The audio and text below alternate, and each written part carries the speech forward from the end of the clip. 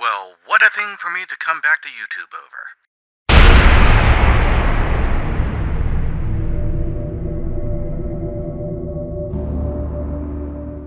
I was watching this thing unfold back in 2014, along with a bag of popcorn and a bunch of fireworks.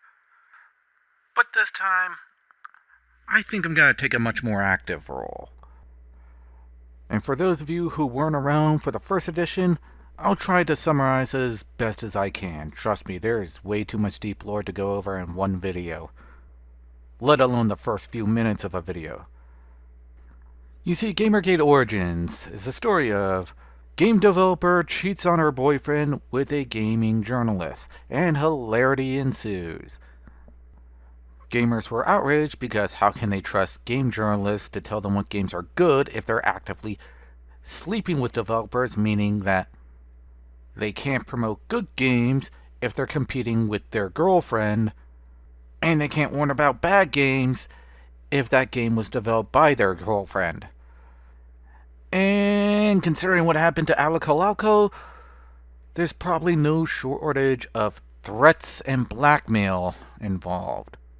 And the counter-argument from the journos and the game devs? Shut up, you misogynistic pigs. Because as we all know, every strong, empowered woman should have every right to cheat on their boyfriend. And sleep with their boss. And news reporters. Also, you're a racist because on the internet, if you're one of the things, you're all of the things. Since then, it was a shit show after shit show.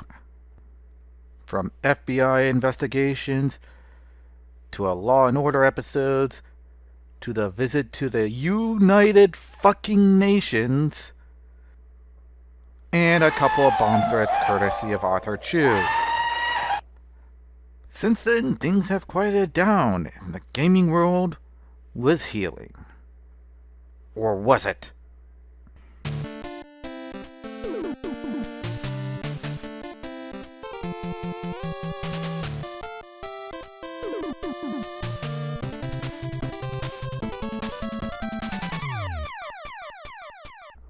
As it turns out, when gamers went back to gaming, the journos just kept on fighting. Well then, if they want war, we'll give them war. And it looks like they're speedrunning this scenario. Because now Department of Homeland Security is involved. I guess that makes me a terrorist now. You're with Homeland Security. Is that guy... Dumbass Gamergate creep shows. I guess you guys better hide all them Moonman mods.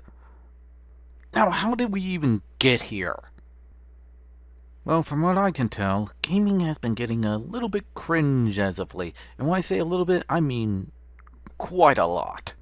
The worst of which being Suicide Squad kills the Justice League. After that, it didn't take long for gamers to realize that there was a consulting company involved. Sweetbabyinc. Yeah, more like Crybabyinc. The consultant company that acts more like a gaming commissar with their guns literally pointed at developers' heads. Or in this case, a cup of coffee. If you're a creative working in AAA, which I did for many, many years, put this stuff up to your higher-ups. And if they don't see the value in what you're asking for when you ask for consultants, when you ask for research, go have a coffee with your marketing team and just terrify them with the possibility of what's going to happen if they don't give you what you want. So to keep people from wasting their money on cringe, a hero stepped forth on Steam.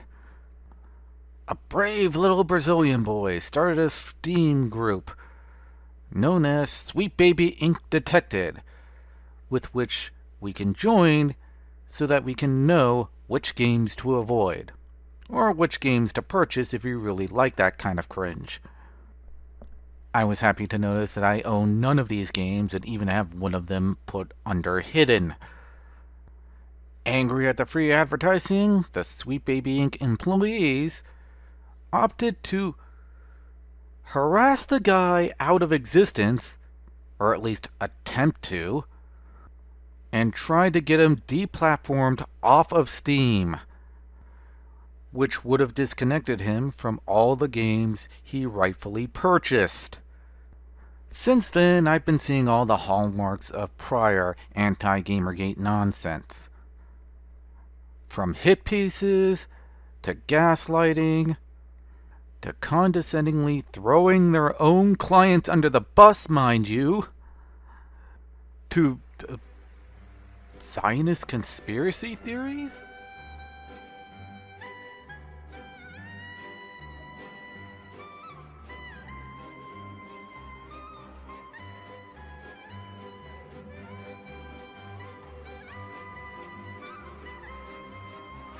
The Jews killed Lincoln. That's why there is a triangle on the money. So now the argument from gamers is, you're not entitled to our time and money. And the counter-argument to that is, stop harassing us, you bigots. You know, Crybaby, I don't think the harassment line is gonna help you out this time.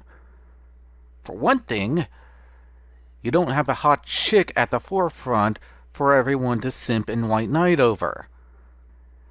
And for another, you're a faceless corporation. Nobody thinks they can harass a faceless corporation.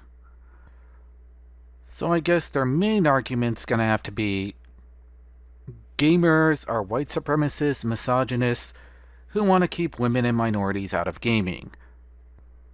So my counter-argument to that is that we've already had women and minorities in gaming.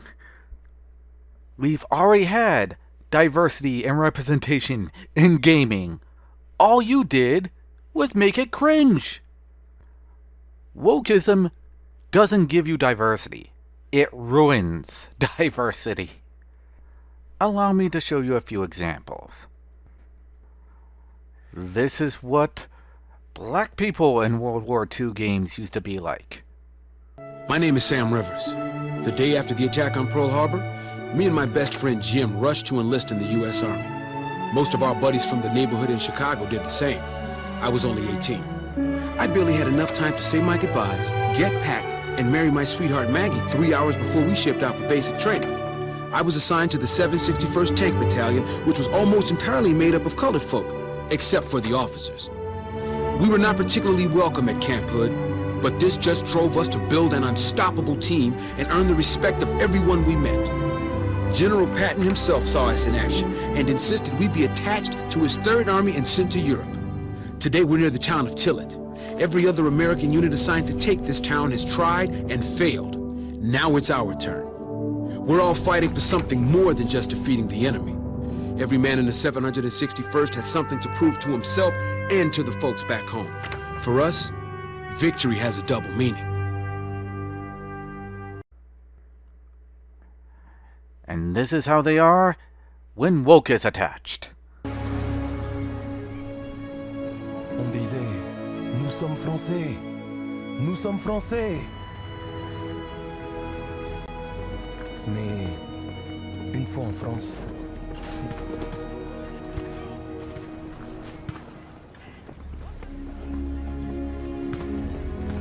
nous avons vu à quel point nous étions français.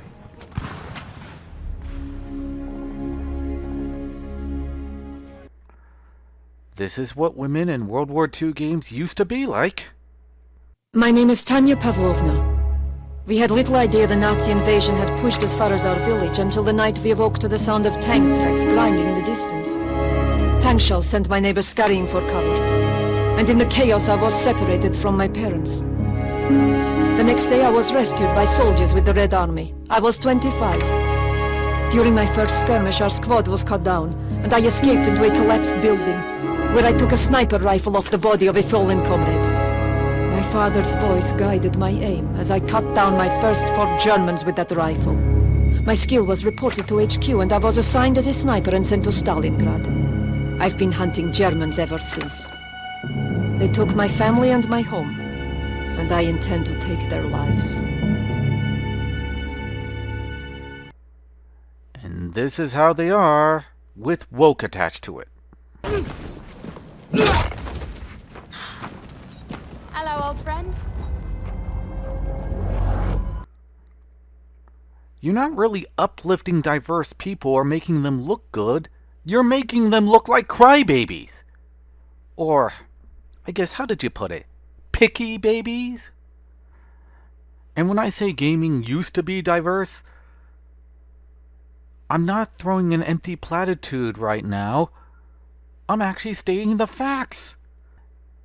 It's just that diversity didn't used to be this bad. I mean, what do you mean you're trying to bring women into gaming? Or put female representation into games? What do you think The Sims was if not a glorified dollhouse for video games? And name me one female gamer that doesn't gush about Kingdom Hearts or any other Disney game. If anything, female representation in gaming has kinda gone too far since our World War II games now have more dress-up than Barbie's dress-up. And when it comes to getting black people into gaming, have you seen the fighting game community as of late? We've been at it since the early days of Punch-Out! It was in the name! Mike Tyson's Punch-Out! Now I know you think you're doing us a favor by giving us a token black eye amidst a whole bunch of other white guys in a medieval European setting. But before you give us another Black Norse god, have you ever considered giving us a god that was worthy of being black in the first place? You know, an African god? And I don't need to see Afro Samurai in Shogun or Martin Lawrence in Kingdom Come Deliverance. We already have our Afro medieval setting. And the only time I've ever seen it is in Age of Empires. But oh no, you're too busy making French stereotypes into black stereotypes. I once worked on a project where they had an all-white cast, and they expressed their desire, like, okay, we need to mix it up a bit. How about this character's kind of like stereotypically French? So they have a beret, and they have like a striped shirt. And I was like, okay, if you need to do that, can we at least make them a person of color?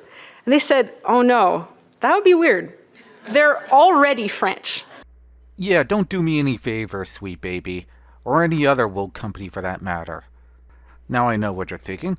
What about all the other representations in games?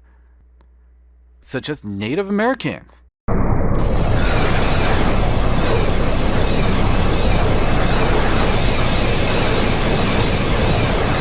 Yeah, Turok. I am Turok. When you're not blackwashing them. Or disabled people. Yeah, did I mention that I was just a brain in a jar when I was playing Max? Middle Easterner. Yeah, Prince of Persia. Again, when they're not blackwashing the character.